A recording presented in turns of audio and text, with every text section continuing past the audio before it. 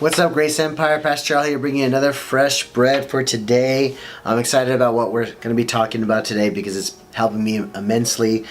So recently I got together with Pastor Aaron Burke from Radiant Church. Super cool guy. He's been assigned to me as my art coach, and I'm pumped about that. He's a really cool dude, humble, nice. He's kind of jacked, so he's cool.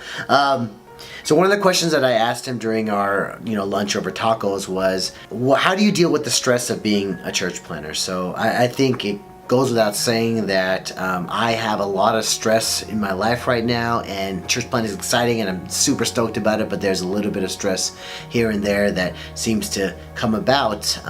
The best I can describe it is I feel like I'm a tree in a hurricane, and the hurricane is blowing, and the wind and the rain, and I feel like I'm about to snap. So you don't have to be a church planner to understand this particular fresh bread. You just have to be in a season of your life where there's some stress there. And I know for a lot of us, we're going through something like that right now. So particularly this is what's going on with me, and this word has helped me immensely. So I'm going to share this with you. It's in 1 Kings 19. We're talking about Elijah here. So to preface what's going on, Elijah has recently had this encounter with the Baal prophets.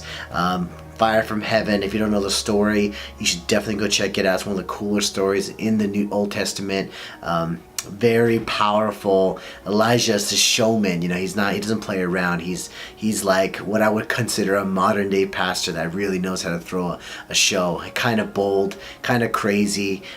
He's got a lot of attitude in what he does, okay? In any case, he does this great miracle, and Ahab and Jezebel, which are like the king and queen at the time, really hate Elijah, and they want him dead. So Elijah is afraid. They want to kill him. So it starts in verse 3. It says, Elijah was afraid, and he ran for his life, okay? Then he came to Beersheba in Judah, and he left his servant there. So it says he left his servant there, and while he himself went on a day's journey into the desert, he came to a broom tree.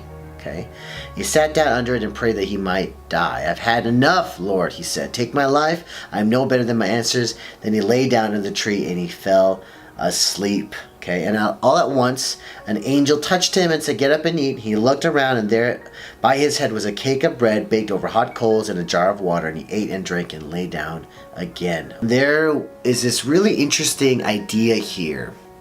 So when I asked Pastor Aaron, and this isn't my words, this is actually his wife's words, when he was going through his own stresses in his life, his wife said, you need to get with your broom tree. You need to find your broom tree. And he was like, what are you talking about? I don't watch Harry Potter. I don't really know it the way you do.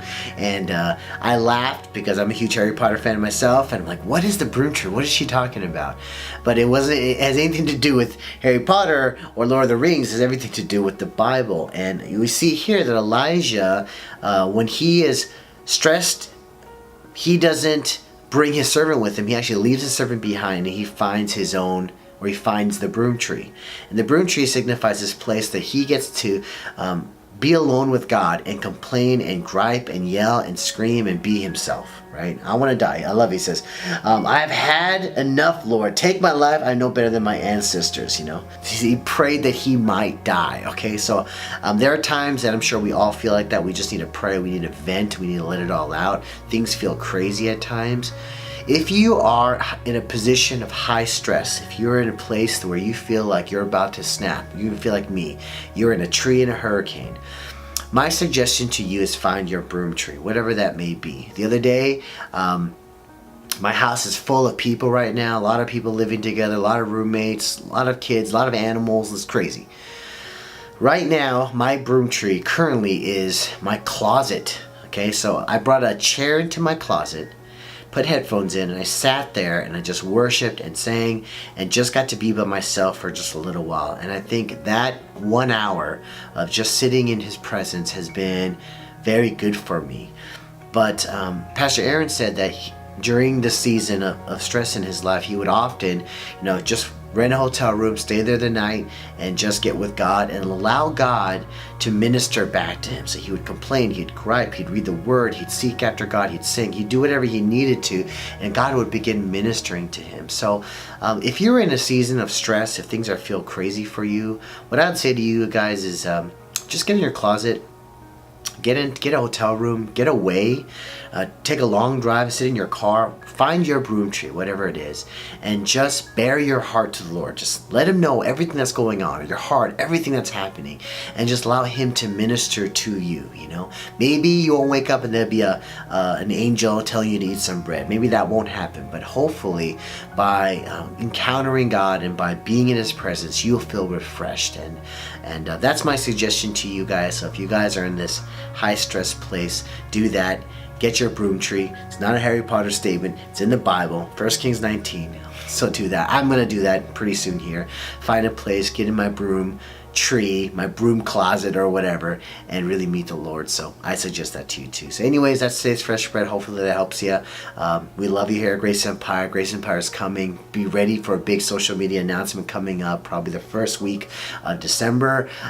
If you guys want to get involved with us, we would love it for you to get involved with us. We're just excited about everything that's going on, everything that's happening, everything that's going. So please be praying for us. Again, we need all the help that we can get. Thank you again for all the prayers thus far. See you guys later. Peace.